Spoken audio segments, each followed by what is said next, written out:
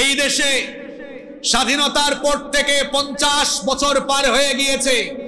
এই দেশে অনেকেই অনেক সময় ক্ষমতা পেয়েছেন, আর প্রত্যেকেই তাদের নিজস্ব মতাদর্শের আলোকে বাংলাদেশের ভাগ্যের উন্নয়নের কথা বলে জনগণকে কনভিন্স করে যখনই যারা ক্ষমতায় এসেছেন, সুযোগ পেয়েছেন, চুরি কম হোক বেশি হোক সবাই কিন্তু চুরি করেছেন। কেউ ভাগ্যের উন্নয়ন ঘটাতে পারেননি। কিছুদিন আগে যারা মামু বাড়িতে পালিয়ে চলে গেল, তারা তো এত চুরি করেছে, এদেশের জনগণের ঘাড়ের উপরে যে পরিমাণ ঋণের বোঝা আছে তার চাইতে বেশি পরিমাণ টাকা তারা বিদেশে চুরি করে পাচার করেছে। স্বাধীনতার পর থেকে আজ পর্যন্ত মানুষের ভাগ্যের উন্নয়নের কথা বলে বিভিন্ন দল মতের মানুষরা যখনই সুযোগ পেয়েছে দেশটাকে কম হোক বেশি হোক চেটে পুটে খেয়ে দেশের সর্বনাশ ঘটিয়েছে। এদেশে আপনারা স্বাধীনতার পর থেকে অনেক দলের অনেক মতের শাসন দেখেছেন, কিন্তু বাংলাদেশের মানুষ, অভ্যুত্থানকারী ছাত্র জনতা, এদেশের মানুষ যেই শাসন এখনো দেখে নাই সেটি হচ্ছে আল্লাহর কিতাব কুরআনের পূর্ণাঙ্গ শাসন। ইনশাআল্লাহ যদি এই বাংলাদেশে আল্লাহর কিতাবের অনুশাসন কায়েম হয়ে যায়, চুরি ডাকাতি লুটপাট সব বন্ধ হয়ে গিয়ে আমাদের স্বপ্নের বাংলাদেশ একটি সমৃদ্ধ বাংলাদেশ হিসাবে পৃথিবীর বুকে মাথা উঁচু করে দাঁড়াবে ইনশাআল্লাহ। এজন্য সময় এসেছে বাংলাদেশের মানুষকে আজ সিদ্ধান্ত নিতে হবে। আমরা ইতিপূর্বে অনেকের কথায় কনভিন্স হয়ে অনেককেই সুযোগ দিয়েছি, সামনে আমরা আর কারো খপ্পরে পড়ব না। আগামীর বাংলাদেশকে আমরা একটি আলোকিত বাংলাদেশ হিসেবে পাওয়ার জন্য এদেশের আলেম উলামা আর ইসলামপন্থীদের হাতে দেশের শাসন ক্ষমতা আমরা সুপর্দ করব।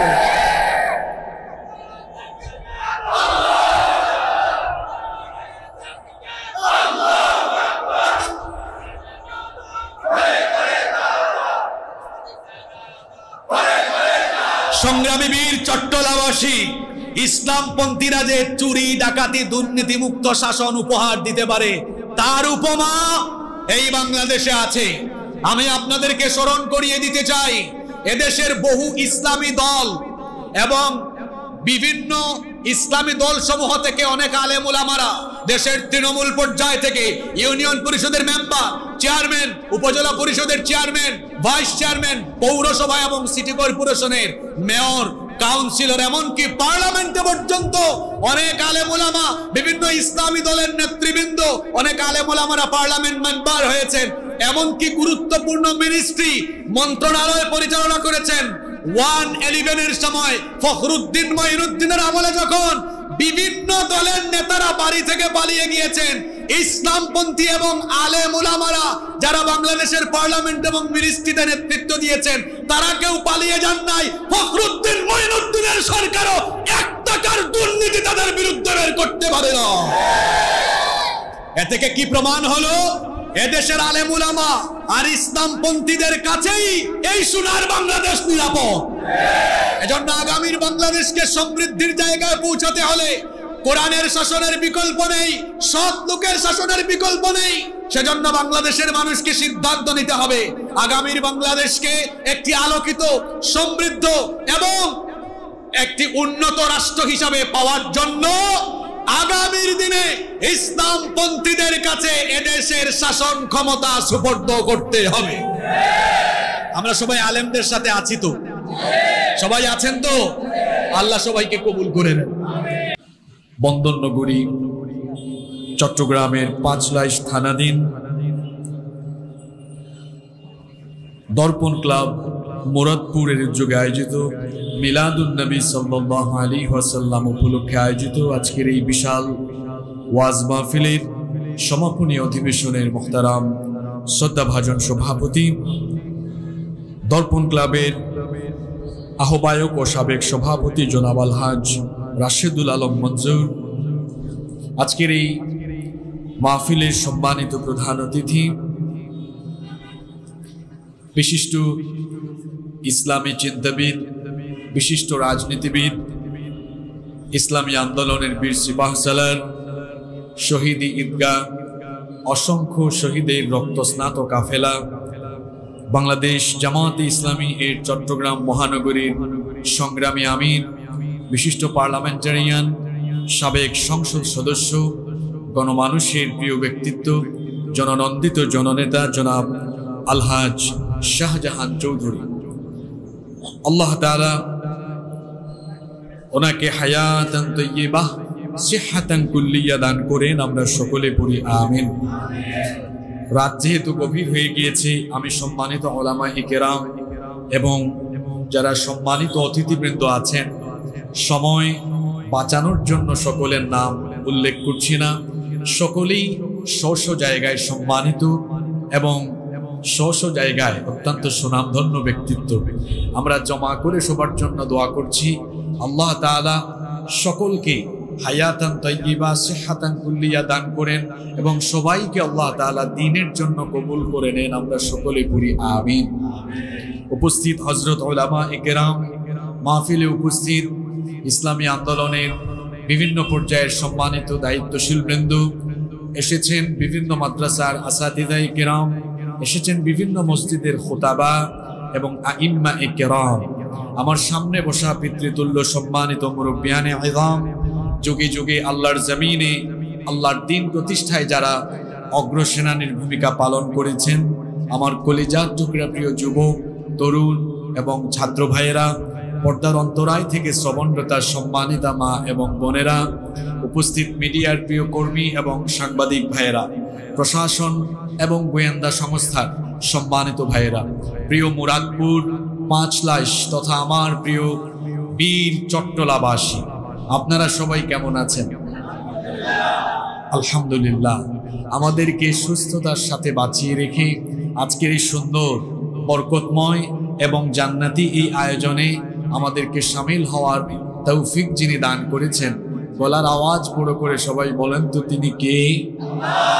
সেই মহান রবের জন্য হৃদয়ের সবটুকু ভালোবাসা, আবেগ, অনুভূতিকে উজাড় করে দিয়ে খুশি মনে প্রাণবন্ত আওয়াজে উচ্চ কণ্ঠে কালিমাতুশ শুকর আদায় করে আমরা সকলেই পড়ছি আলহামদুলিল্লাহ।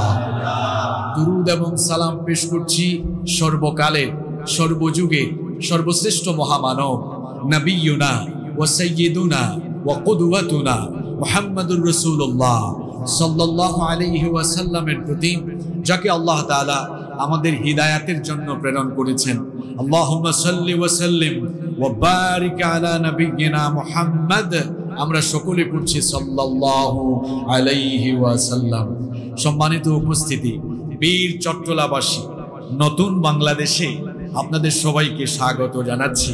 আমার মনে হয় দীর্ঘ একটি সময় পরে বাধা বিপত্তি ছাড়া আমরা কোরআন সুন্নাহর এইরকম জান্নাতি আয়োজন করার, বসার এবং এ ধরনের সুন্দর আয়োজনে বসে আমরা কোরআন হাদিসের আলোচনা শুনবার সুযোগ পেয়েছি। সেজন্য রবের শুকরিয়া আদায় করে পড়ছি আলহামদুলিল্লাহ। গত 5ই আগস্ট দের যুগে স্বৈরাচারী নির্যাতন, নিষ্পেষণের কবর ঘটিয়ে এদেরকে আল্লাহ তাআলা পতন দানের মাধ্যমে আমাদেরকে যে স্বাধীনতা দিয়েছেন, সেজন্য আমরা আল্লাহ তাআলার শুকরগুজার, আল্লাহ তাআলার কৃতজ্ঞতা আদায় করছি, আমরা খুশি হয়ে পড়ছি আলহামদুলিল্লাহ। গত 1.5 যুগ ধরে আমরা দেখেছি মাহফিল আয়োজন করতে গিয়ে মাহফিলের সাথে সংশ্লিষ্ট প্রত্যেকেই বড় বেকায়দায় থাকতেন। যিনি আলোচক হিসাবে আসতেন তিনিও বেকায়দায়, যারা আয়োজক তারাও বেকায়দায়, এমনকি যারা শ্রোতা আছেন তারাও বেকায়দায় থাকতেন। সেটা কিরকম? যারা আয়োজন করতেন, এ ধরনের ওপেন স্পেসে প্রোগ্রাম করা তো স্বপ্নের মতো ছিল। ছোটখাটো করে কোথাও কোনো আয়োজন করতে হলে আয়োজক কমিটির থানায় যাওয়া আসা করতে করতে জুতার তলা ক্ষয় হয়ে যেত। এদেশে নাইট ক্লাব, বুট ক্লাব, অন্যায় অপকর্মের বহু প্রোগ্রামকে চালু রেখে কোরআনের মাহফিলগুলোতে আর এ ধরনের ইসলামী সভা সমাবেশগুলোতে যারা বাধা বিপত্তি ঘটিয়েছিল, তাদের অপকর্মের কারণে আল্লাহ তাআলা তাদের উপরে গজব দিয়ে তাদেরকে এই দেশ থেকে বিতাড়িত করার ব্যবস্থা করেছেন। অন্যদিকে আমরা যারা আলেম ওলামা ছিলাম, আমাদের কণ্ঠকে চেপে ধরে রাখা হয়েছিল। শুধু মাহফিল নয়, মসজিদের মিম্বর থেকে নিয়ে বিভিন্ন ইসলামী সভা, মাহফিল, বার্ষিক সভা, মিলাদুন নবী, সিরাতুন নবীর মাহফিল, তাফসীর মাহফিলে আলেম ওলামাদেরকে কথা বলতে বাধা দেওয়া, এটা যেন তাদের নিত্য নৈমিত্তিক রুটিন হয়ে দাঁড়িয়েছিল। আমরা যখন কোনো প্রোগ্রামে অ্যাটেন্ড করতাম, আমাদেরকে স্টেজে উঠানোর আগে সবক দেওয়া হতো, এটা বলবেন, এটা বলবেন না, এটা বলবেন, এটা বলবেন না। মনে হতে যেন তাদের সভা সমাবেশগুলো যেমন তাদের মন মতো চলে, তারা চাইতো কোরআন সুন্নাহর সভাগুলোকেও, সমাবেশগুলোকেও, মাহফিলগুলোকেও সেই রকম চালানো যায় কিনা। আমরা স্বৈরাচারের আমলেও আমরা সত্য কথাগুলো জান বাজি রেখে সাহস করে বলেছিলাম। প্রতিটা মাহফিলে আমরা বলেছিলাম আল্লাহর কিতাবের কথা, নবীর সুন্নাহর কথাগুলো কোন ব্যক্তির দেওয়া দিক নির্দেশনা, এমনকি নেতা নেত্রীদের দেওয়া দিক নির্দেশনা মোতাবেক চলবে না। এরপরে শ্রোতা যারা এসেছিলেন তারাও বেকায়দায় পড়তেন। আপনারা যেরকম করে রেসপন্স করছেন, সেরকম রেসপন্স করলে স্টেজে বসা পাতি নেতারা মার্ক করে রাখতো, আসা যাওয়া কিংবা পরবর্তীতে মার্ক করা লোকদের উপরে হামলা চালানো হতো। আপনারা জানেন 2020 সালে কুমিল্লার লাকসামে একটি মাহফিলে শত শত শ্রোতাদেরকে হামলা করা হয়েছিল। এমনকি আমি সেই মাহফিলে প্রধান বক্তা ছিলাম, আমার গাড়ি ভাঙচুর করা হয়েছে। সাতক্ষীরায় আমার উপরে হামলা করা হয়েছে। বাংলাদেশের বিভিন্ন জায়গায় এভাবে করে তারা আলেম ওলামা, আয়োজক কমিটি এবং ইসলামপন্থীদের উপরে নির্মম নির্যাতন নিপীড়ন চালিয়ে গোটা বাংলাদেশকে তারা কারবালার ময়দানে পরিণত করেছিল। বেশি বাড়াবাড়ির পরিণতি কখনো ভালো হয়? ইসলামের বিরুদ্ধে, আলেম ওলামার বিরুদ্ধে, কোরআনের বিরুদ্ধে, কোরআনের আন্দোলনের বিরুদ্ধে অবস্থান নেওয়ার কারণে এই জালেমদের পরিণতি এমন হয়েছে, আল্লাহ তাআলা তাদেরকে ধ্বংসের অতল গহ্বরে নিপতিত করে দিয়েছে।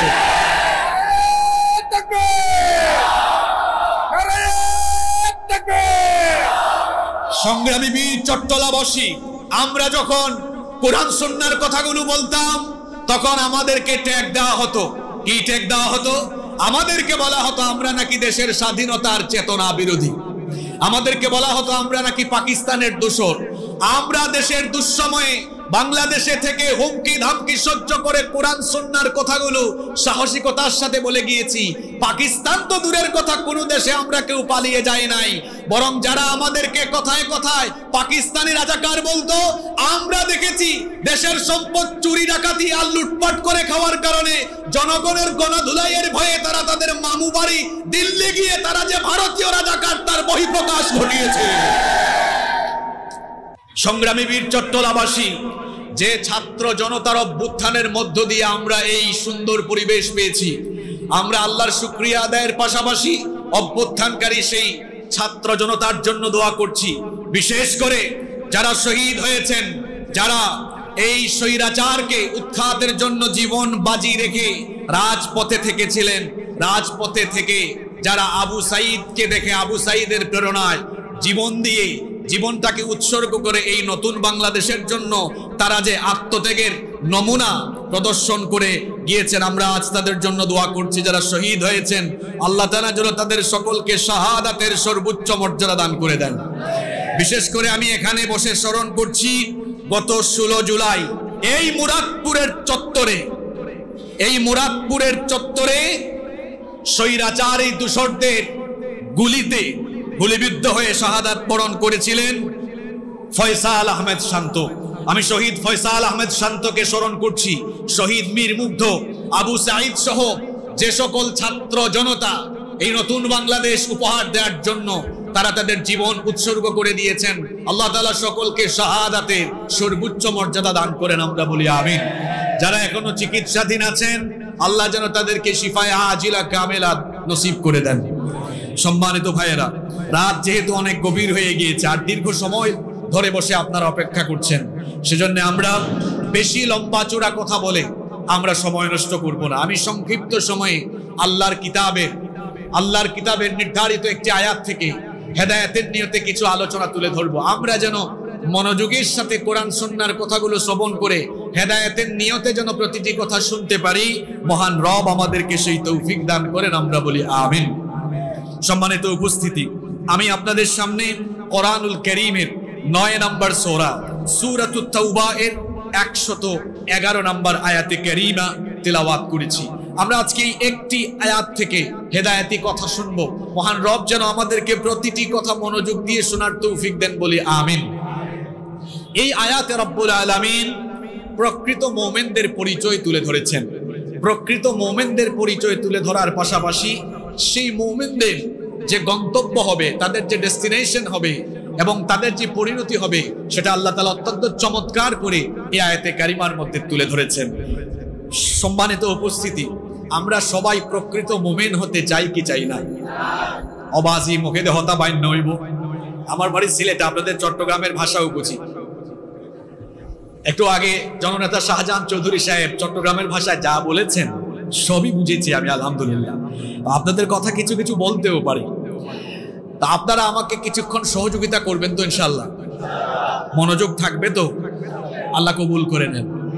আমরা প্রকৃত মুমিন হতে চাই কি চাই না? এই আয়াতে প্রকৃত মুমিনদের পরিচয় তুলে ধরা হয়েছে। আমরা তিলাওয়াতের মাধ্যমে সরাসরি আলোচনায় চলে যাচ্ছি। কোরআনে কারীমের তিলাওয়াতে সওয়াব না গুনাহ? আরেকটু জোরে বলেন। তাহলে সওয়াবের নিয়তে আমরা সবাই পড়তে পারবো তো ইনশাআল্লাহ? পড়েন আমার সঙ্গে। আউযু বিল্লাহি মিনাশ শাইতানির রাজীম। বিসমিল্লাহির রাহমানির রাহিম। বিতাড়িত মরদুদ শয়তানের ওয়াসওয়াসা থেকে আল্লাহর কাছে পানাহ চাই। পরম করুণাময় দয়াবান মেহেরবান আল্লাহর নামে শুরু করছি। ইন্নাল্লাহা আশতারা মিনাল মুমিনিনা আনফুসাহুম ওয়া আমওয়ালাহুম বিআন্না লাহুমুল জান্নাহ। ইন্নাল্লাহা আশতারা, নিশ্চয়ই আল্লাহ তাআলা ক্রয় করে নিয়েছেন, কিনে নিয়েছেন, খরিদ করে নিয়েছেন মিনাল মুমিনিনা, মুমিনদের থেকে, আনফুসাহুম ওয়া আমওয়ালাহুম, তাদের জান এবং মাল।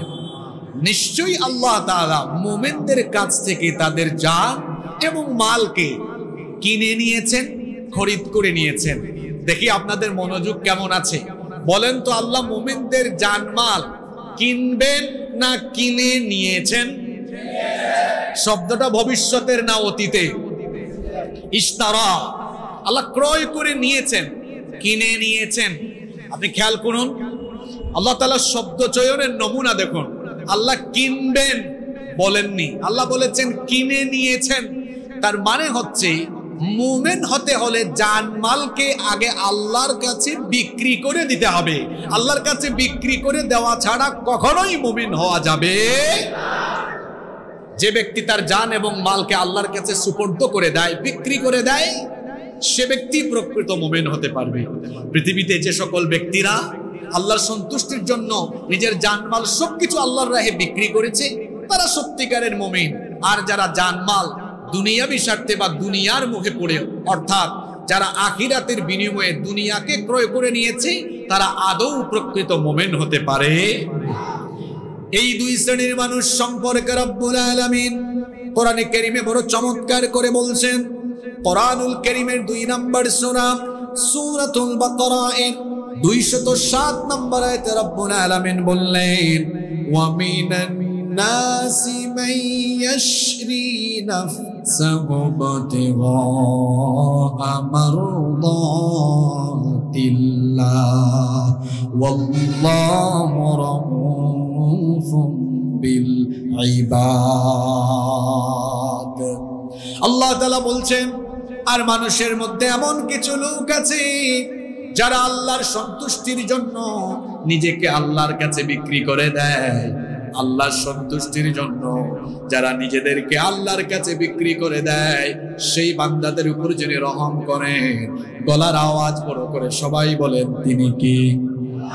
রব্বুল আলামিন কোরআনে কারীমের 2 নম্বর সূরা সূরাতুল বাকারা এর 175 নম্বর আয়াতের মধ্যে বলছেন, আর যারা নিজের জান মালকে আল্লাহর কাছে বিক্রি করে দেয়নি, সেই লোকদের পরিচয় হলো উলাইকাল্লাযীনা ইশতারাবুদ-দালালাতা বিল-হুদা ওয়াল-আযাবা বিল-মাগফিরাহ ফামা আসবারহুম আলান النار যারা নিজেদের জানমাল আল্লাহর কাছে বিক্রি করে দেয়নি এদের পরিচয় হলো এরা হচ্ছে সেই সকল লোক যারা হেদায়েতের বিনিময়ে গুমরাহিকে ক্রয় করে নিয়েছে এরা হচ্ছে সেই সকল লোক যারা ঈমান এনে আল্লাহর ক্ষমা লাভের বিপরীতে যারা বেঈমান হয়ে আল্লাহর আযাবকে ক্রয় করে নিয়েছে ফামা আসবারাহুম আলান নার আর জাহান্নামের আগুন ছাড়া তাদের নসিবে কিছু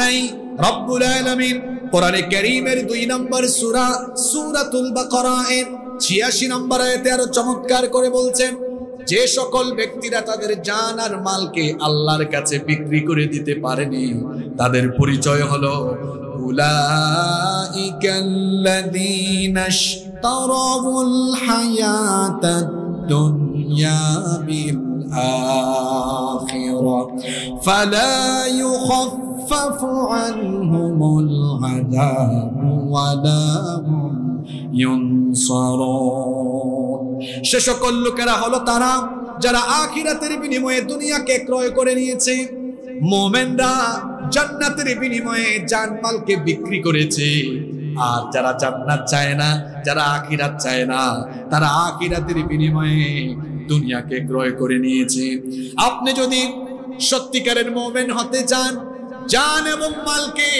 আল্লাহর রাহে সুপর্দ করতে হবে আল্লাহর কাছে বিক্রি করে দিতে হবে এজন্য আল্লাহ সূরা তাওবার 111 নম্বর আয়াতের শুরুতেই বললেন ইন্নাল্লাহা আশতারা মিনাল মুমিনিনা আনফুসাহুম ওয়া আমওয়ালাহুম বিআন্না লাহুমুল জান্নাহ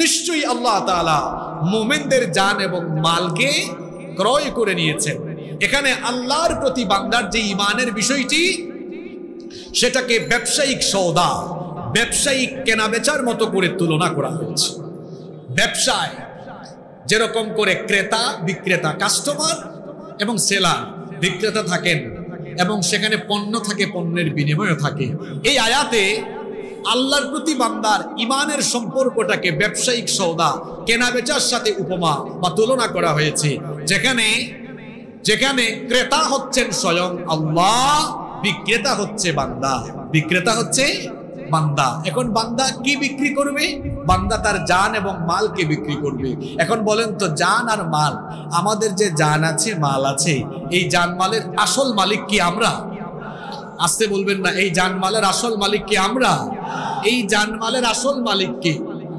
আল্লাহর দেওয়া জান আল্লাহর দেওয়া মাল আল্লাহ আবার কিনবেন এটা কেমন কথা জান এবং মাল আল্লাহই আমাদেরকে দিয়েছেন কিন্তু এই জান মাল ব্যবহার করার যে ইখতিয়ার বা যেটাকে আমরা বলি ফ্রিডম অফ চয়েস আপনার ইচ্ছার স্বাধীনতা আল্লাহ দিয়েছেন আপনি চাইলে এই জান মালকে আপনি চাইলে আল্লাহর আনুগত্যের বিপরীতে ব্যবহার করতে পারবেন আবার আপনি চাইলে এই জানমাল আল্লাহর আনুগত্যের পথেও এগুলোকে পরিচালিত করতে পারবেন এই ইখতিয়ারটুকু আপনাকে দিয়েছেন কে জোরে বলেন কে মুমিন হতে হলে এই জান আর মালকে নিজের ইখতিয়ারে না আল্লাহর ইখতিয়ারে ব্যবহার করতে হবে কারণ আপনি তো মুমিন হতে হলে জানমালকে বিক্রি করে দিতে হবে কার কাছে তাহলে আল্লাহর সাথে আমার আপনার ঈমানি সম্পর্ক যে ব্যবসায়িক সওদার সাথে এখানে তুলনা করা হলো সেই তুলনা অনুযায়ী আমরা আমাদের জানমালের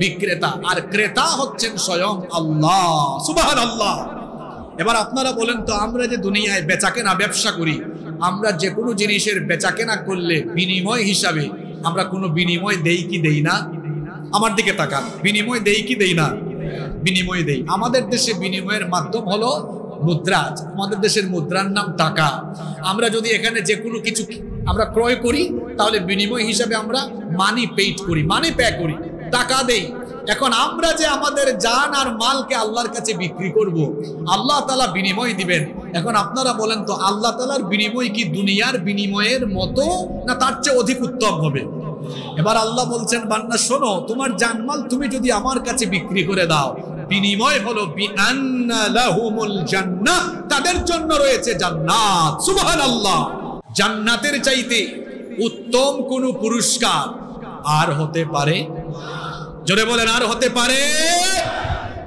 জান্নাতের চাইতে উত্তম কোন বিনিময় উত্তম কোন পুরস্কার হতে পারে না। তাহলে মুমিনের জান এবং মাল মুমিন যদি আল্লাহর কাছে বিক্রি করে দেয়, তাহলে এর বিনিময়ে মুমিনকে যিনি জান্নাত দিবেন তিনি কে? আরো জোরে বলেন, তিনি কে? এখন আল্লাহকে যে মুমিন তার জানমাল বিক্রি করে, এই যে আল্লাহ আর বান্দার মধ্যে ব্যবসায়িক সৌদার মতো কেনা বেচার যে সম্পর্ক হচ্ছে, কোরআনের একটা মজা হলো এক আয়াতের তাফসীর অন্য আয়াতে পাওয়া যায়। এই যে বান্দার সাথে আল্লাহর কেনা বেচার এই সম্পর্ককে কোরআনে কারীমের অন্য জায়গায় বলা হয়েছে এটি হচ্ছে আল্লাহ আর বান্দার মধ্যকার বরকতময় ব্যবসা। সুবহানাল্লাহ। কোরআনুল কারীমের 61 নম্বর সূরা সূরাতুস সাফের 10 নম্বর আয়াত থেকে রব্বুল আলামিন বলছেন, ইয়া আইয়ুহাল্লাযীনা আমানু হাল আদুল্লুকুম আলা তিজারাতিন তুনজিকুম মিন আযাবিন আলীম। আল্লাহ তাআলা বলছেন, ইয়া আইয়ুহাল্লাযীনা আমানু, হে ঈমানদারেরা। এবার বলেন তো দেখি, আমরা ঈমানদার না বেঈমান? আপনারা যে ঈমানদার এটা আপনারা সাহস করেও বলতে পারেন, আমরা ঈমানদার না বেঈমান? আরো জোরে বলেন, আমরা ঈমানদার না বেঈমান? হে রব, আপনি সাক্ষী থাকেন, আমরা ঈমানের ঘোষণা দিয়েছি, আপনি আমাদের ঈমানকে কবুল করে নেন। বলেন আমিন। আল্লাহ আমাদেরকে লক্ষ্য করে বলছেন, ইয়া আইয়ুহাল্লাযীনা আমানু, হে ঈমানদারেরা, হাল আদুল্লুকুম আলা তিজারা, আমি কি তোমাদেরকে এমন একটি ব্যবসার সন্ধান দেব না, এমন একটি ব্যবসার খবর দেব না যে ব্যবসা করলে পরে তুনজিকুম মিন আযাবিন আলীম, রব্বুল আলামিন তোমাদেরকে আখিরাতে কিয়ামতের কঠিন আযাব থেকে বাঁচিয়ে দিবে। এবার আমরা আল্লাহর কাছে জানতে চাইলাম, ওগো আল্লাহ, সেই ব্যবসা কিসের ব্যবসা? এটা কি চালের ব্যবসা না পেঁয়াজের ব্যবসা, গমের ব্যবসা না হার্ডওয়্যারের ব্যবসা না টাইলসের ব্যবসা? আল্লাহ, ব্যবসার ধরনটা কি, ব্যবসার পদ্ধতিটা কি? আল্লাহ তাআলা পরের আয়াতে বলছেন, বান্দারে শোনো, সেই ব্যবসাটা হলো, যারা পারেন তারা আমার সঙ্গে পড়েন, তুমিনুনা বিল্লাহি ওয়া রাসূলিহি ওয়া তুজাহিদুনা ফি সাবিলিল্লাহি বিআমওয়ালিকুম ওয়া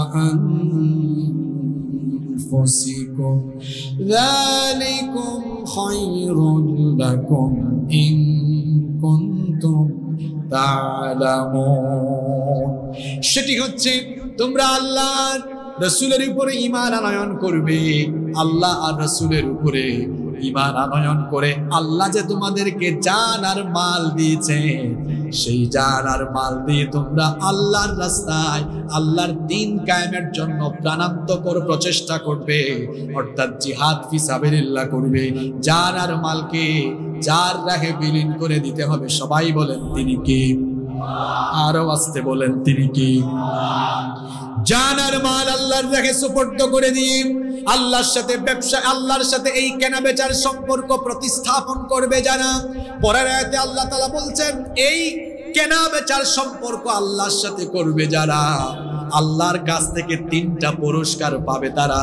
কথা বুঝে থাকলে বলেন তো, আল্লাহর সাথে এই জানমাল কেনা বেচার সম্পর্ক করতে পারলে আল্লাহর তরফ থেকে পুরস্কার আছে মোট কয়টা? আস্তে বলবেন না, জোরে বলেন, পুরস্কার আছে কয়টা? এবার শুনেন সেই পুরস্কারগুলো কি।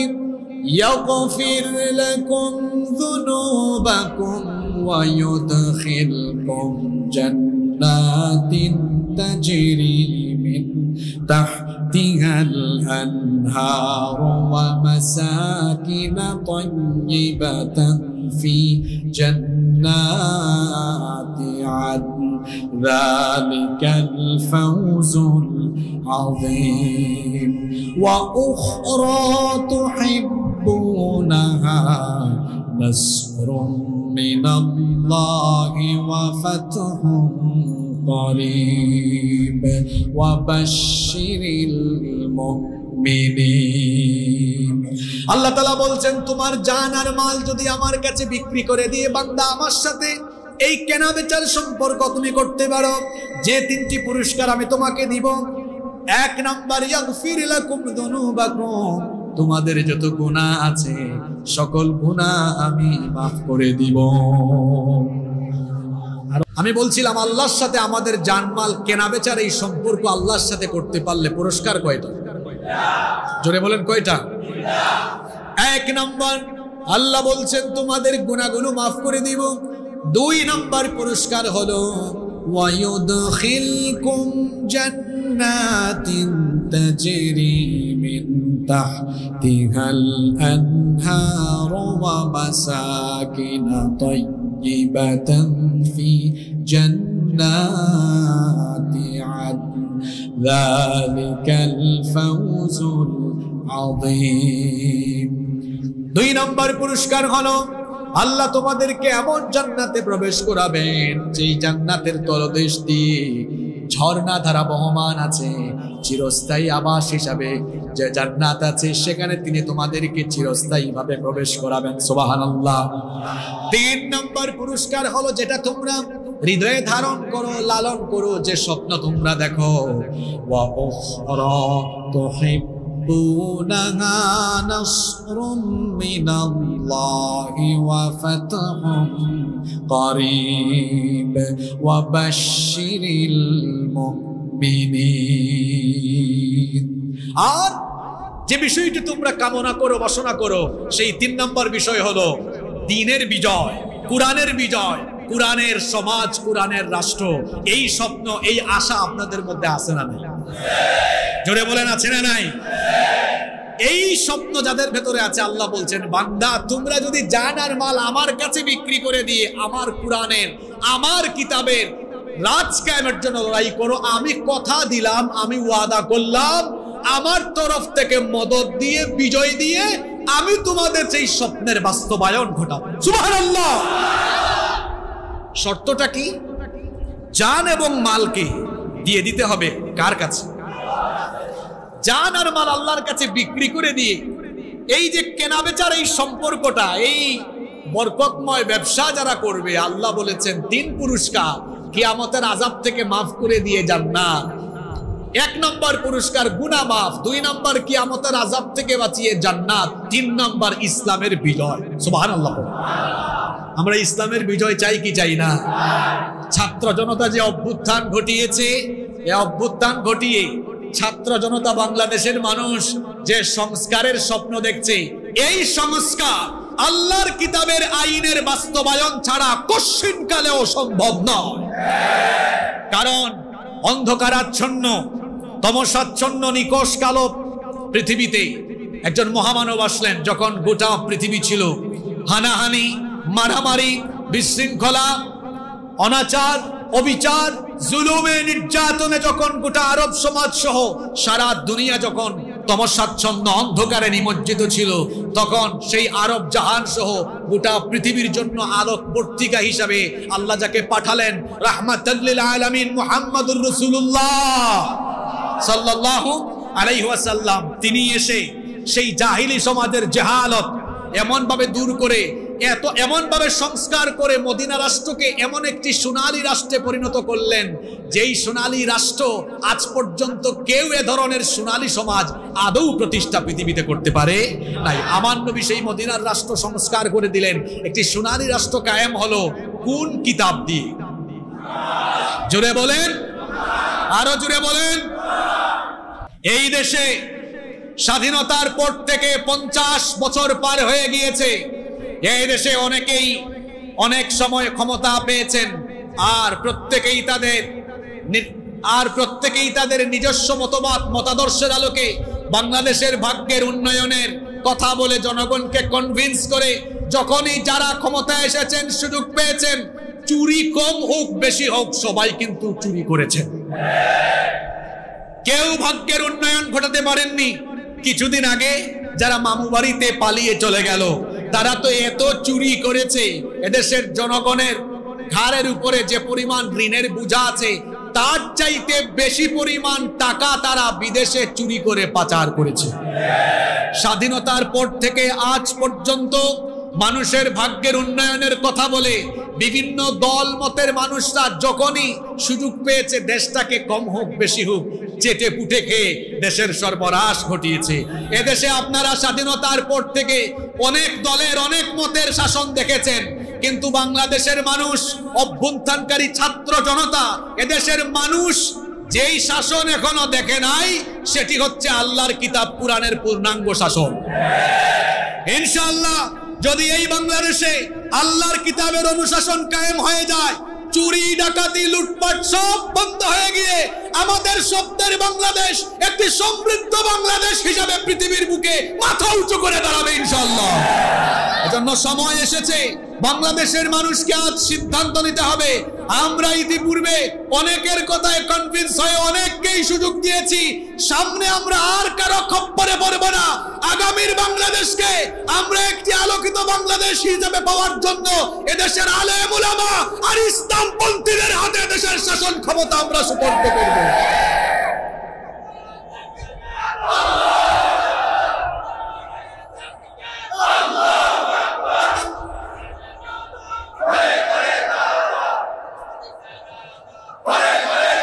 সংগ্রামী বীর চট্টলাবাসী, ইসলামপন্থীরা যে চুরি ডাকাতি দুর্নীতি মুক্ত শাসন উপহার দিতে পারে তার উপমা এই বাংলাদেশে আছে। আমি আপনাদেরকে স্মরণ করিয়ে দিতে চাই, এদেশের বহু ইসলামী দল এবং বিভিন্ন ইসলামী দল সমূহ থেকে অনেক আলেম উলামারা দেশের তৃণমূল পর্যায় থেকে ইউনিয়ন পরিষদের মেম্বার, চেয়ারম্যান, উপজেলা পরিষদের চেয়ারম্যান, ভাইস চেয়ারম্যান, পৌরসভা এবং সিটি কর্পোরেশনের মেয়র, কাউন্সিলর, এমনকি পার্লামেন্টে পর্যন্ত অনেক আলেম উলামা, বিভিন্ন ইসলামী দলের নেতৃবৃন্দ, অনেক আলেম উলামারা পার্লামেন্ট মেম্বার হয়েছেন, এমনকি গুরুত্বপূর্ণ মিনিস্ট্রি মন্ত্রণালয় পরিচালনা করেছেন। 111 এর সময় ফখরুদ্দিন মঈনুদ্দিনের আমলে যখন বিভিন্ন দলের নেতারা বাড়ি থেকে পালিয়ে গিয়েছেন, ইসলামপন্থী এবং আলেম উলামারা যারা বাংলাদেশের পার্লামেন্ট এবং মিনিস্ট্রিতে নেতৃত্ব দিয়েছেন তারা কেউ পালিয়ে যান নাই। ফখরুদ্দিন মঈনুদ্দিনের সরকারও 1 টাকার দুর্নীতি তাদের বিরুদ্ধে বের করতে পারে না। এ থেকে কি প্রমাণ হলো? এদেশের আলেম উলামা আর ইসলামপন্থীদের কাছেই এই সোনার বাংলাদেশ নিরাপদ। এজন্য আগামীর বাংলাদেশকে সমৃদ্ধির জায়গায় পৌঁছাতে হলে কোরআনের শাসনের বিকল্প নেই, সৎ লোকের শাসনের বিকল্প নেই। সেজন্য বাংলাদেশের মানুষকে সিদ্ধান্ত নিতে হবে আগামীর বাংলাদেশকে একটি আলোকিত, সমৃদ্ধ এবং একটি উন্নত রাষ্ট্র হিসাবে পাওয়ার জন্য আগামীর দিনে ইসলামপন্থীদের কাছে এদেশের শাসন ক্ষমতা সুপর্দ করতে হবে। আমরা সবাই আলেমদের সাথে আছি তো? সবাই আছেন তো? আল্লাহ সবাইকে কবুল করে নেন। আপনাদের মনোযোগ আছে না চলে গেছে? আছে তো? আরো কয়েক মিনিট থাকবে তো? আল্লাহ তাআলা বলছেন আমার সাথে জানমাল কেনা বেচার এই সম্পর্ক করেছে যারা সত্যিকারের মোমেন হলো তারা। সুবহানাল্লাহ। এবার সেই মোমেনদের পরিচয় আল্লাহ আয়াতের পরের অংশে দিচ্ছেন, নিজেদের জান এবং মাল আমার কাছে বিক্রি করে দিয়েছে যারা সত্যিকারের মোমেন হলো তারা। আর সেই সকল মোমেনদের আরো পরিচয় হলো যারা পারেন আমার সঙ্গে পড়েন, ইউকাতিলুনা ফি সাবিলিল্লাহি ফায়াকতুলুনা ওয়া ইউকাতালুন। সেই সকল মোমেনদের পরিচয় হলো ইউকাতিলুনা ফি সাবিলিল্লাহ, তারা তাদের জান আর মাল দিয়ে লড়াই করে কার পথে? আসতে বলবেন না, একদম পিছন থেকে যেন আওয়াজ আসে। সেই মোমেনদের পরিচয় হলো তারা তাদের জান মাল দিয়ে লড়াই করে কার পথে? বুঝে থাকলে এবার প্রশ্নের জবাব দেন। শরীরের শক্তি দিয়ে মিছিল হবে, মোমেনরা মিছিল করবে তথাকথিত নেতা নেত্রীর জন্য নাকি আল্লাহর পথে? জানমাল খরচ হবে কার পথে? এরা সত্যিকারের মুমিন। এই কথা মোল্লার না আল্লাহ? মোল্লার না আল্লাহ? এবার শুনেন আমার রব কি বলছেন। কোরআনে কারীমের 4 নম্বর সূরা সূরাতুন নিসা এর 74 নম্বর আয়াতে আল্লাহ তাআলা বলছেন, ফালইউকাতিল ফি সাবিলিল্লাহিল্লাযীনা ইয়াশরুনাল হায়াতাদ দুনিয়া বিল আখিরাহ। আখিরাতের বিনিময়ে যারা দুনিয়ার জীবনকে আল্লাহর কাছে বিক্রি করে দিয়েছে, সেই সকল মুমিনদের উচিত আল্লাহর পথে লড়াই করা। আবার আল্লাহ তাআলা কোরআনে কারীমের 4 নম্বর সূরা সূরাতুন নিসায়ের 76 নম্বর আয়াতের মধ্যে বললেন, আল্লাযীনা আমানু ইউকাতিলুনা ফি সাবিলিল্লাহ। আল্লাহ তাআলা বললেন, ঈমানদার যারা আল্লাহর পথে লড়াই করে তারা, ঈমানদার যারা তারা কার পথে লড়াই করে? এজন্য আল্লাহ তাআলা বললেন, আল্লাযীনা আমানু ইউকাতিলুনা ফি সাবিলিল্লাহ। ঈমানদার যারা আল্লাহর পথে লড়াই করে তারা, আল্লাহর পথে লড়াই করে যারা, আল্লাহর প্রিয় বান্দা হলো তারা। এজন্য আল্লাহ সূরা সফের 4 নম্বর আয়াতের মধ্যে বললেন, ইন্নাল্লাহা ইউহিব্বুল্লাযীনা ইউকাতিলুনা ফি সাবিলিহি সাফফান কাআন্নাহুম বুনয়ানুম মারসুস। নিশ্চয়ই আল্লাহর পথে সীসা ঢালা প্রাচীরের মতো ঐক্যবদ্ধ হয়ে লড়াই করে যারা, আল্লাহর প্রিয় বান্দা হলো তারা। কথাগুলো খেয়াল করেন, আল্লাহর পথে লড়াই করে যারা, ঈমানদার হলো তারা। আর ঈমানদার হলো যারা আল্লাহর পথে লড়াই করে যারা, আল্লাহর পথে লড়াই করে যারা, আল্লাহর প্রিয় বান্দা হলো তারা। আর যারা জানমাল আল্লাহর পথে দেয় না, জানমাল দিয়ে যারা আল্লাহর পথে লড়াই করে না, আল্লাহ এবার তাদের ব্যাপারে কি বলছেন শুনেন, ওয়াল্লাযীনা কাফারু ইউকাতিলুনা ফি সাবিলিত তাগুত। আর যারা নাফরমান, যারা কুফরি করেছে, ইউকাতিলুনা ফি সাবিলিত তাগুত, তারা তাগুতের পথে লড়াই করে। যারা জানমাল আল্লাহর কাছে বিক্রি করে নাই, যারা জানমাল আল্লাহকে দেয় নাই, আল্লাহর কাছে বিক্রি করে নাই, জোরে বলেন তো এরা লড়াই করে কার পথে? আসতে বলবেন না, মূল জায়গায় আসছি, এখন ধরবো আপনাদেরকে। যারা জানমাল আল্লাহর কাছে বিক্রি করেনি, এরা জানমাল দিয়ে লড়াই করে কার পথে? এটা আমার কথা না, কোরআনের কথা। এখন প্রশ্ন হলো, হুজুর, হোয়াট ইজ তাগুত? তাগুত কি বা তাগুত কে? মানে তাগুত, তাগুত কে? আল্লাহর কোরআনের আইনের বিপরীতে অবস্থান নিয়েছে যারা, তাগুত হলো। যেমন ফেরাউনকে আল্লাহ তাগুত বলেছে। মুসা নবীর কাছে আল্লাহ ওহী নাজিল করলেন, আল্লাহ মুসা নবীর কাছে ওহী নাজিল করে বললেন, ইযহাব ইলা ফিরআউনা ইন্নাহু তাগা। ফেরাউনের কাছে যাও, তার পরিচয় হলো ইন্নাহু তাগা, নিশ্চয়ই সে সীমা লঙ্ঘনকারী। যে ব্যক্তি তাগা হয়েছে সেই হলো তাগুত। যে ব্যক্তি আল্লাহর দেওয়া নির্দিষ্ট সীমা লঙ্ঘন করেছে সেই হলো তাগুত। তাহলে বলেন তো ফেরাউনের মতো এই ধরনের আধুনিক নব্য ফেরাউন এখন দুনিয়ায় আছে না নাই? আরে জুড়ে বলেন, আছে না নাই?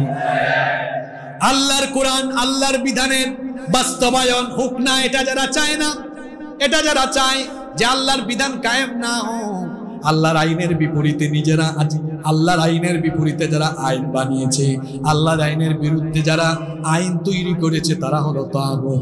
আল্লাহ বলছেন, জানমাল যারা আমার কাছে বিক্রি করেনি, এরা তো ঈমানদার হতে পারেইনি, বরং তারা তাদের জানমাল দিয়ে তাগুতের পথে লড়াই করে।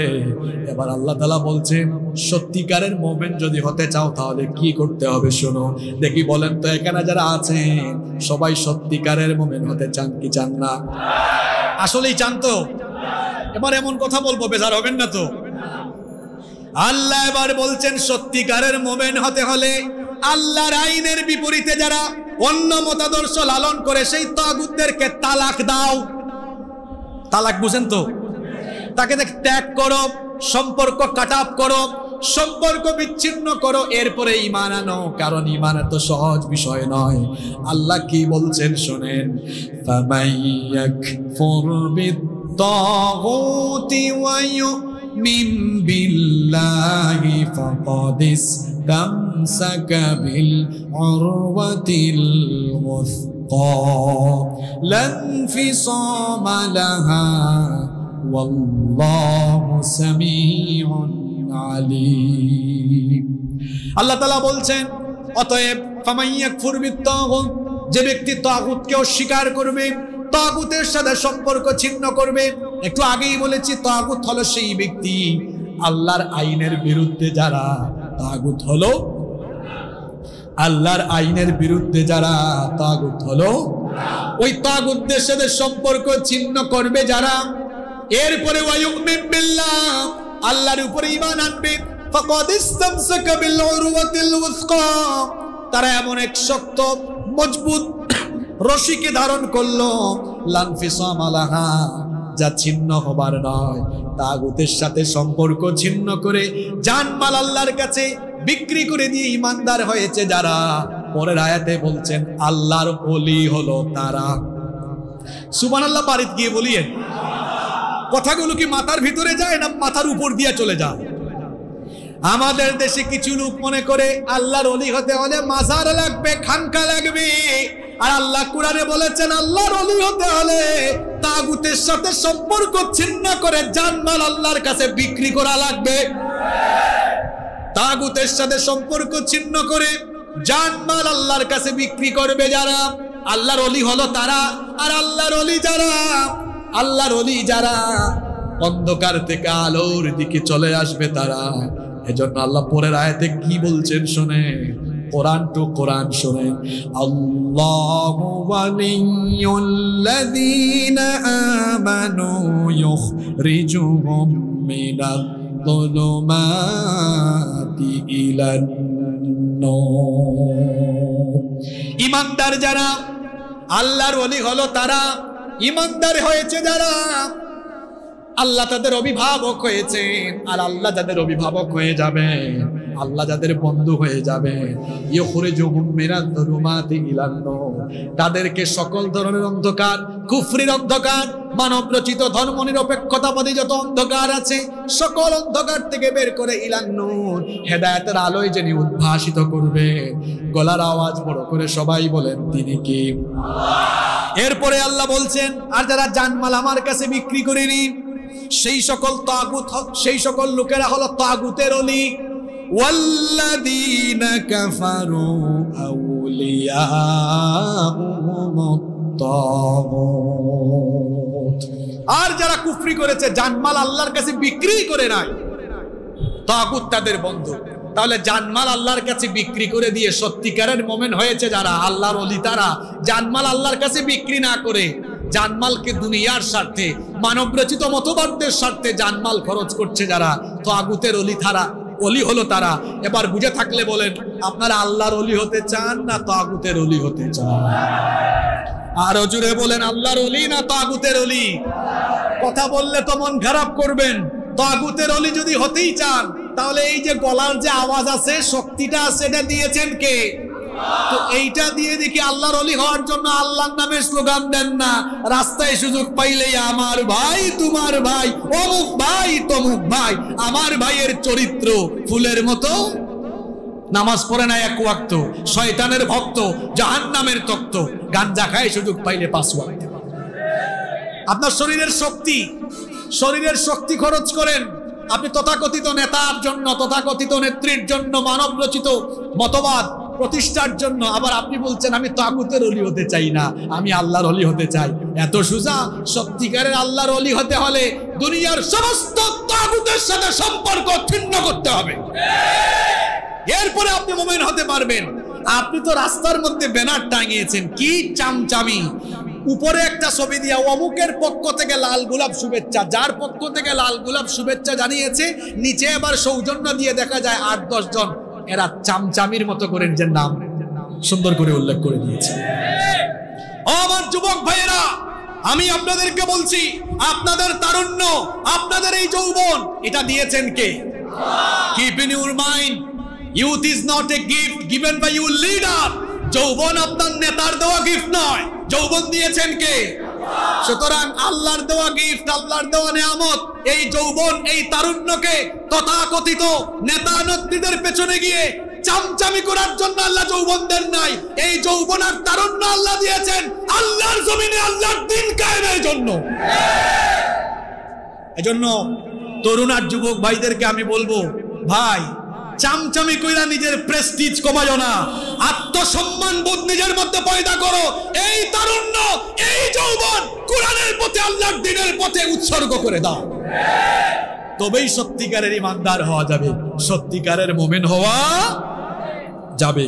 সম্মানিত ভাইরা, আপনি আল্লাহর ওলি না হয়ে শয়তানের তাগুতের ওলি যদি হন, আপনি যদি এই জানার মাল আল্লাহর পথে না দিয়ে, আল্লাহর পথে না দিয়ে অমুকের নামে তমুকের নামে অমুক মতাদর্শ তমুক মতাদর্শ কায়েমের জন্য আপনি যদি দুনিয়ার জীবন ব্যয় করেন, আরে কার পিছনে দৌড়ান?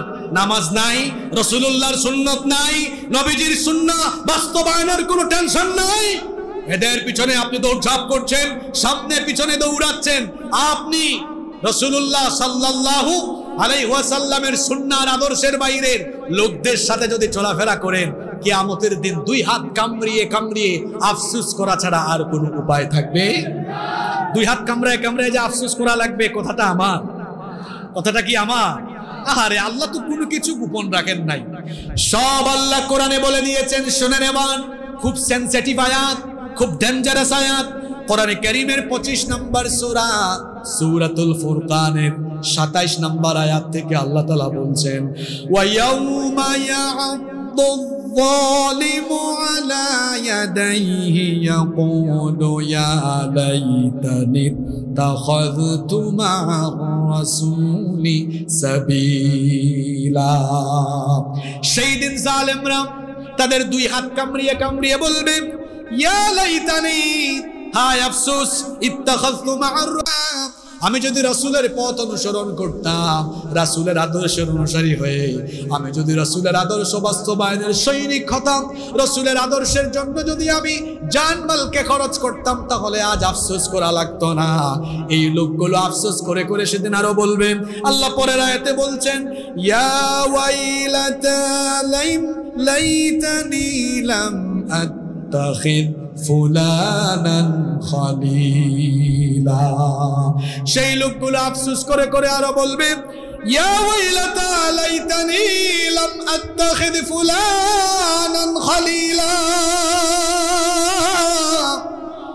অমুককে যদি আমার বন্ধু না বানাতাম, অমুকের সাথে যদি আমি চলাফেরা না করতাম, অমুকের সাথে থেকে যদি স্লোগান না দিতাম, অমুকের আদর্শের জন্য যদি লড়াই না করতাম, অমুকের সাথে যদি চলাফেরা না করতাম, আজ হাসরের মাঠে, কিয়ামতের মাঠে আমি বেঁচে যেতাম। কারণ আমি দুনিয়ার জীবনে যাদের সাথে চলাফেরা করেছি তারা কি করেছিল আল্লাহ পরের আয়াতে বলছেন, লাকাদ আদাল্লানি আনিদ যিকরি বা'দা ইয জাআনি ওয়া কানাশ শাইতানু লিল ইনসানি খাযুলা। একটা কথাও গোপন আছে। আল্লাহ বলছেন, তারা বলবে লাকাদ আদাল্লানি আনিদ যিকর, আমার এই নেতারা তো আমাকে আল্লাহর জিকির থেকে, আল্লাহর উপদেশ থেকে, আল্লাহর হিদায়াত থেকে দূরে রেখেছে। আর সেদিন আফসোস করবে। সুতরাং আফসোস করার আগে সময় থাকতে ভালো হয়ে যাওয়া ভালো না খারাপ? জোরে বলেন, ভালো না খারাপ? যুবকদেরকে, ছাত্রদেরকে, তরুণদেরকে, মুরব্বীদেরকে বলছে, খবরদার, জান আর মাল আল্লাহর পথে উৎসর্গ করে, আল্লাহর রাহে উৎসর্গ করে দিয়ে যারা আল্লাহর জমিনে আল্লাহর দ্বীনের বাস্তবায়ন ঘটাতে চায়, তাদের সঙ্গী সাথী হবে যারা রাসূলুল্লাহর আদর্শের অনুসারী হয়ে যাবে তারা। এজন্য আমাদের জীবন থাক আর যাক, আমরা জান আর মাল দিয়ে যারা আল্লাহর জমিনে আল্লাহর দ্বীন কায়েম করতে চায় তাদের সাথে আসি না নাই? কারা কারা আছি দুহাত তুলে আল্লাহকে দেখাও।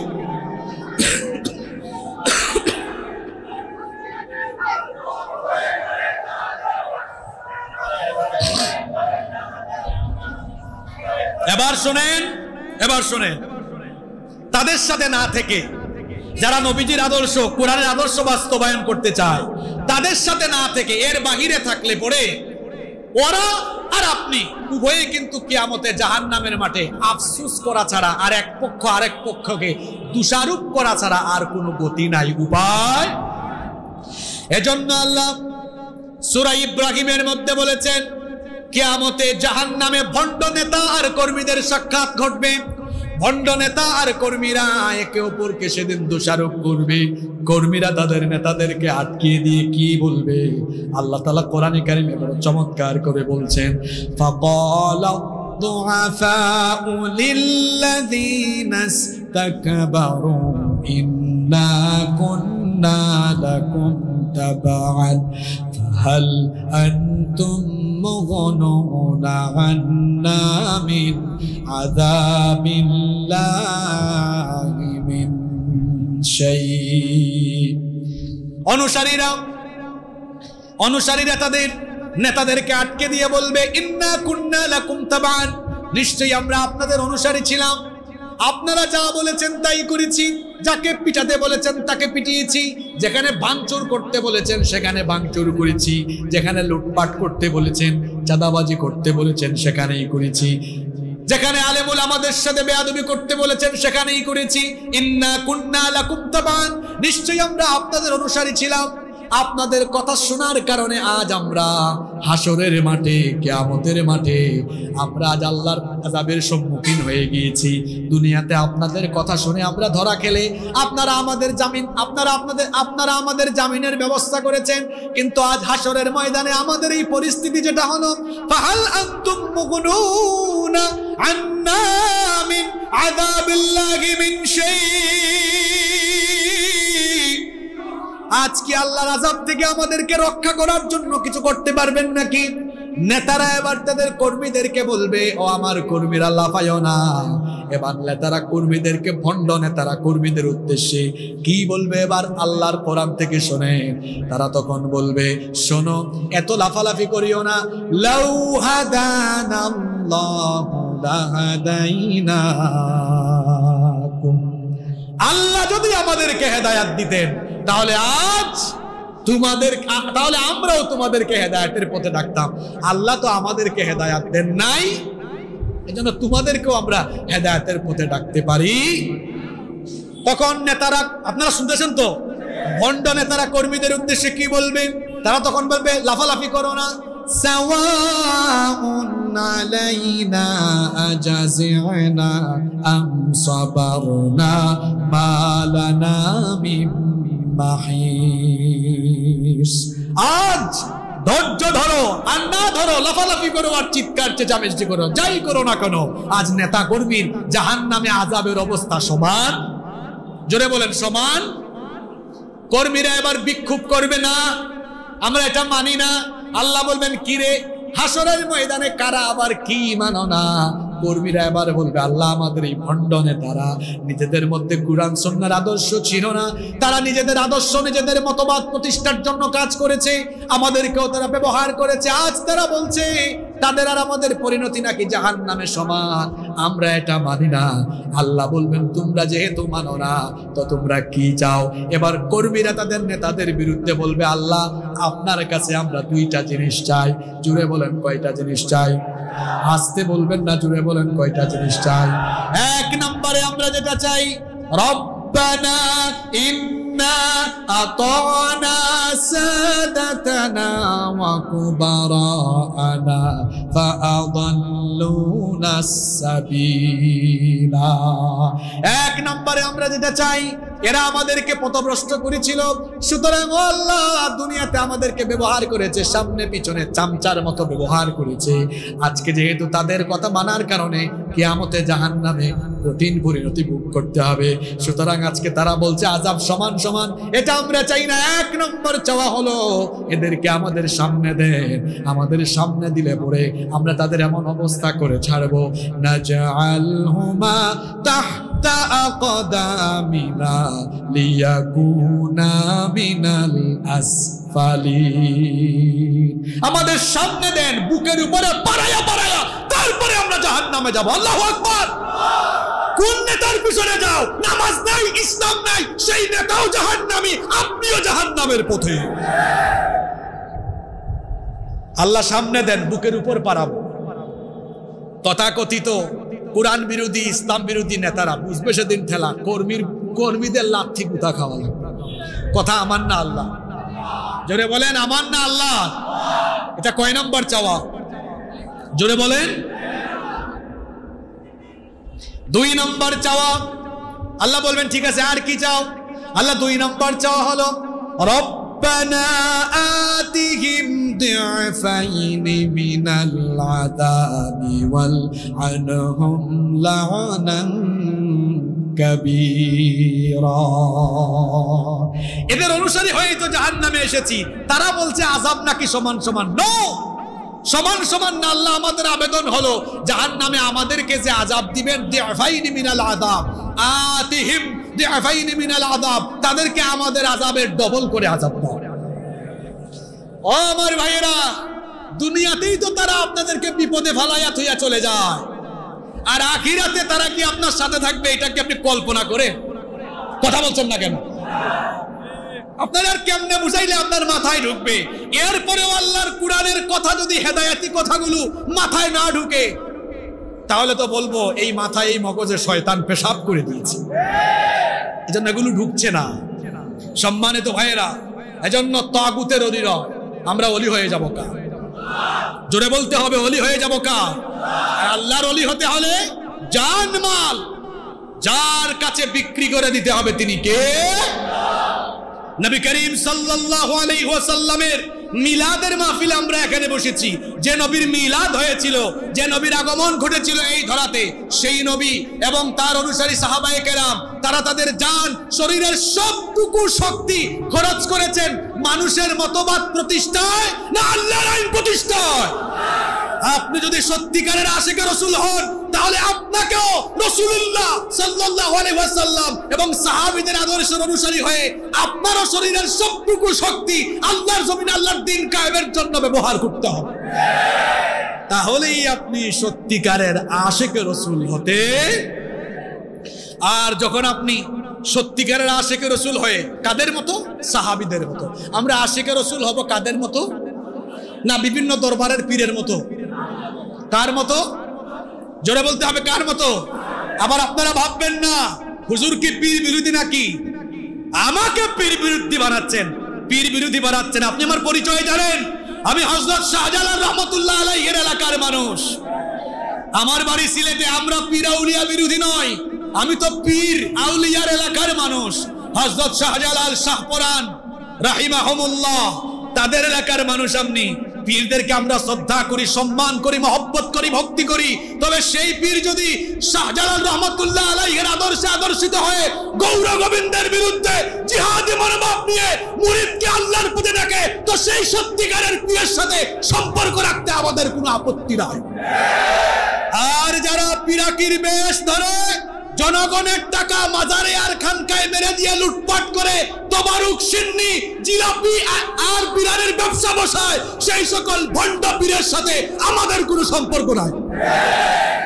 পীর যদি শাহজালালের মতো হয়, পীর যদি শাহজালালের মতো হয়, পীর যদি শাহপরান রহমতুল্লাহ আলাইহির মতো হয়, সেই পীরের সাথে থাকতে আমাদের কোনো অসুবিধা আছে?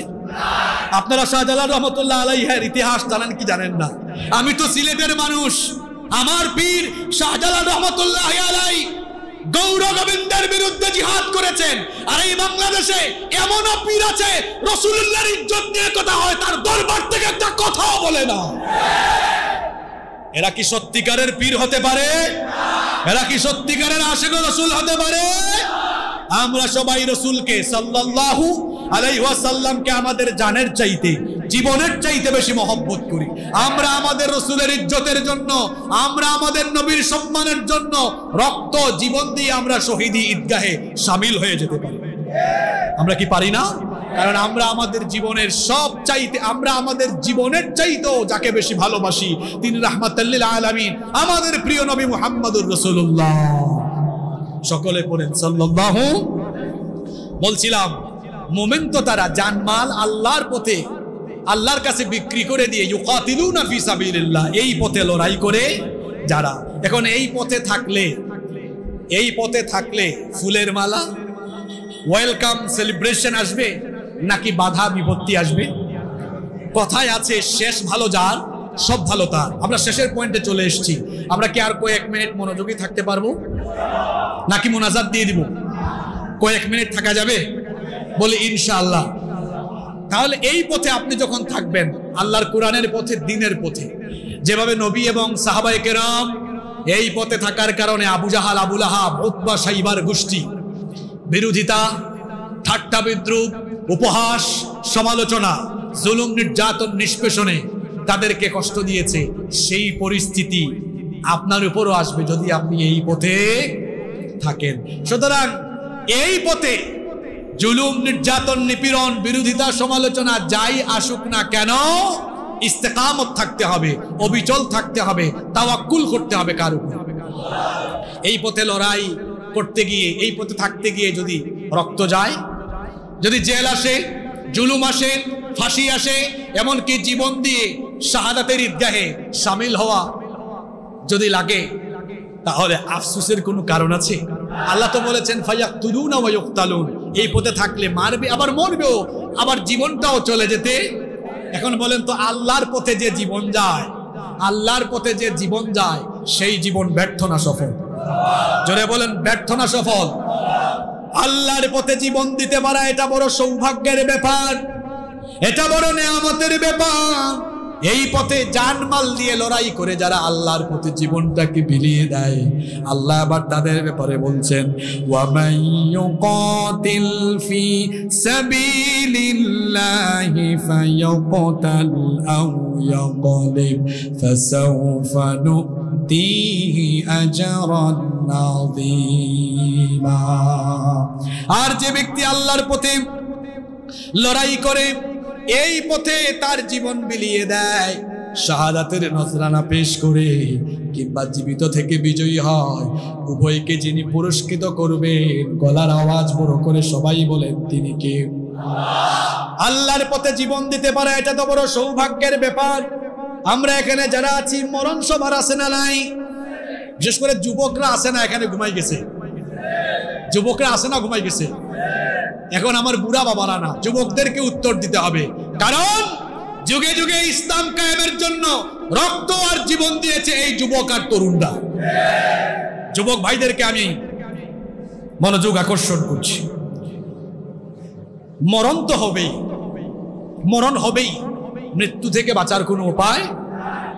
সেটা অসুখে মরণ হতে পারে, অ্যাক্সিডেন্টে হতে পারে, হাসপাতালে হতে পারে, নানা কায়দায় আপনার মরণ আসতে পারে। যেভাবেই মারা যান, মরার পরে হিসাব আছে, বিচার আছে না নাই? জোরে বলেন, আছে না নাই? কিন্তু একটা পথ আছে, মৃত্যুর এমন একটা পথ আছে, যেই পথে মৃত্যুবরণ করলে হিসাবও নাই, বিচারও নাই। বিনা হিসাবে, বিনা বিচারে আল্লাহ তাদেরকে জান্নাতের নেয়ামত দান করে দেন। সেই মৃত্যু হলো শাহাদাতের মৃত্যু। কিসের মৃত্যু? জোরে বলতে হবে, কিসের মৃত্যু? শাহাদাতের মউত হলো শ্রেষ্ঠ মউত, যাকে তাকে আল্লাহ শহীদ হিসাবে কবুল করেন না। আল্লাহ যাদেরকে সবচাইতে বেশি পছন্দ করেন, আল্লাহ যাদেরকে সবচাইতে বেশি ভালোবাসেন, তাদেরকে আল্লাহ শহীদ হিসাবে কবুল করে নেন। আর শহীদদের এত বেশি মর্যাদা, তিরমিজি শরীফের মধ্যে হাদিস এসেছে, আল্লাহর নবী বলেছেন লিশশাহীদি ইনদাল্লাহি সিত্তু খিসাল, আল্লাহর দরবারে শহীদদের জন্য 6টা মর্যাদা রয়েছে। বুঝে থাকলে বলেন তো, আল্লাহর দরবারে শহীদদের জন্য কয়টা মর্যাদা রয়েছে? আস্তে বলবেন না, জুড়ে বলেন কয়টা? নাম্বার 1, 1 নাম্বার, ইউগফারু লাহু ফি আউয়ালি দাফাতিন, শহীদের শরীর থেকে যখন প্রথম রক্তের ফুটাটা বের হয়, শহীদের দেহ থেকে রক্তের প্রথম ফুটা বের হওয়ার সাথে সাথে আল্লাহ তার সবগুলো গুনাহ মাফ করে দেয়।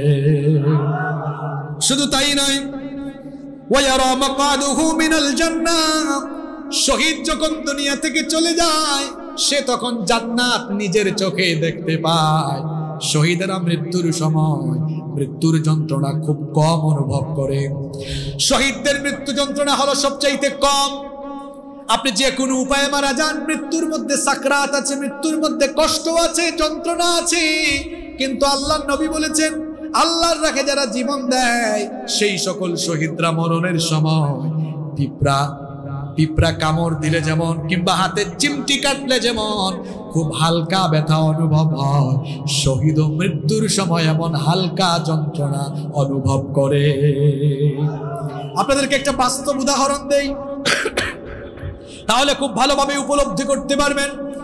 এটা দুগ্ধ শিশু, দুধের শিশু, যখন সে দুধের জন্য কান্না করে, তার মা এসে যখন তাকে আদর করে কোলে নিয়ে দুধ পান করালে বাচ্চা যেমন কান্না বন্ধ করে দিয়ে দুধ পান করতে করতে আরামে ঘুমিয়ে যায়, ঠিক তেমনি ভাবে শহীদ যখন দুনিয়া থেকে চলে যায়, আল্লাহর রহমতের ফেরেশতারা, জান্নাতি ফেরেশতারা এসে যখন শহীদের চোখের সামনে আল্লাহর জান্নাতের নয়নাভিরাম দৃশ্য চোখের সামনে তুলে ধরে, শহীদেরা জান্নাতের সেই নয়নাভিরাম চক্ষু জুড়ানো সুন্দর জান্নাত দেখলে পরে মৃত্যুর যন্ত্রণা ভুলে গিয়ে জান্নাত দেখতে দেখতে দেখতে দেখতে তারা চিরতরে ঘুমিয়ে যায়। এটা হলো শহীদের জন্য 1 নম্বর পুরস্কার। 2 নম্বর পুরস্কার হলো ওয়ায়ুজারু মিন আযাবিল কবর, শহীদকে কবরের আযাব থেকে যিনি হেফাজত করবেন তিনি কে? শহীদকে আল্লাহ কবরের শাস্তি থেকে বাঁচিয়ে দিবেন। 3 নম্বর ওয়ায়ামানু মিনাল ফাযাইল আকবার, কিয়ামতের সকল ভয়ভীতি থেকে শহীদকে যিনি নিরাপত্তা দান করবেন তিনি কে? 4 নম্বর ওয়ায়ুদাউ আলা রাসিহি তাজুল ওয়াকার লিয়াকুতাহু মিনহা খায়রুম মিনাদ দুনিয়া ওয়া মা ফিহা, কিয়ামতের ময়দানে শহীদকে আল্লাহ তাআলা ইয়াকুত পাথরের তৈরি মুকুট তার মাথায় পরিধান করাবেন।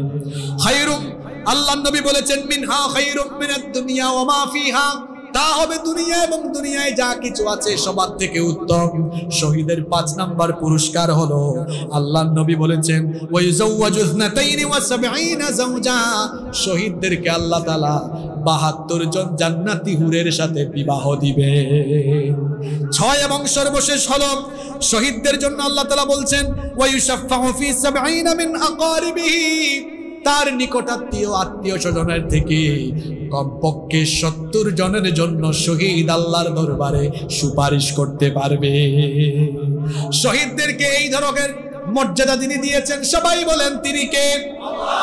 শহীদদের হিসাব নাই, বিচার নাই, বিনা বিচারে বিনা হিসাবে জান্নাত। এই জন্যই তো আল্লাহর নবীর সাহাবীরা দুনিয়ার সমস্ত কিছুর চাইতে শাহাদাতের মউতকে তারা সবার চাইতে বেশি প্রাধান্য দিতেন। আল্লাহু আকবার। আপনার ফিলিংস আর সাহাবীদের ফিলিংস একরকম নয়। আরে এমনও সাহাবী আছেন বাসর ঘরে নতুন বউ রেখে গিয়ে শাহাদাতের তামান্না নিয়ে গিয়ে শহীদ হয়েছেন। আল্লাহু আকবার। আমরা কি করি?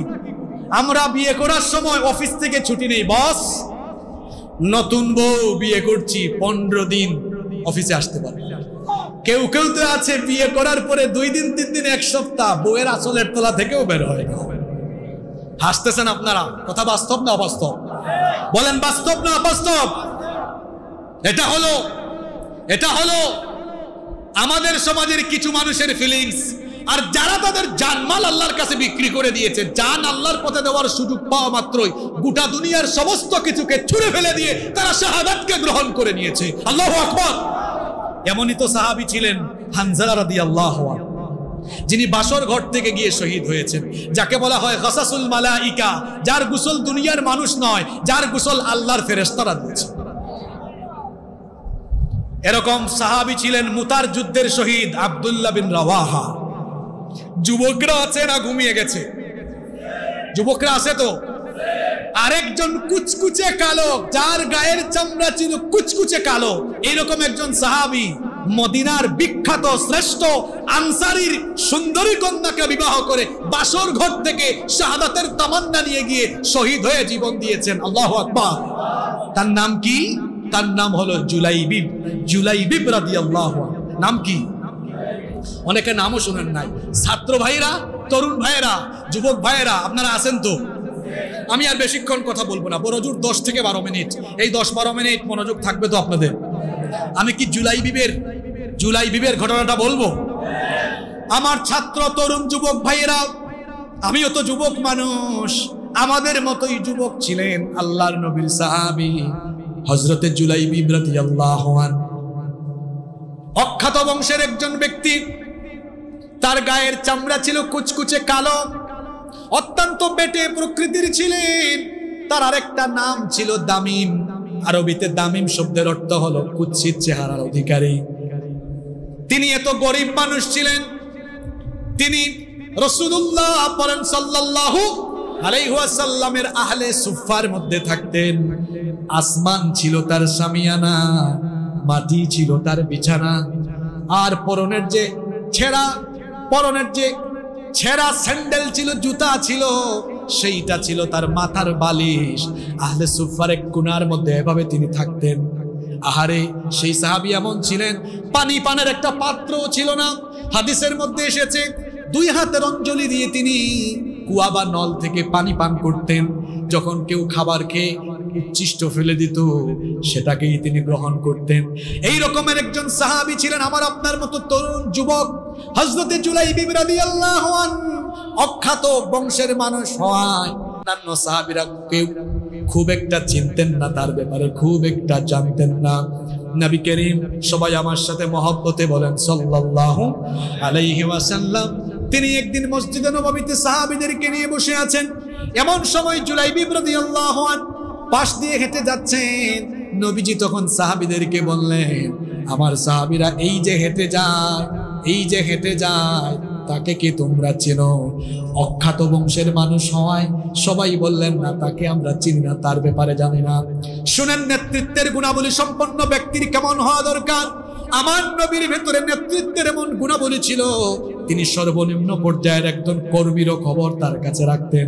নবীজি সাহাবীদেরকে বললেন, তোমরা আমার এই সাহাবীকে না চিনলেও আমি তাকে ঠিকই চিনি, তার খবর আমার কাছে আছে। শোনো, সে হলো আমার প্রিয় সাহাবী জুলাইবিব। সুবহানাল্লাহ।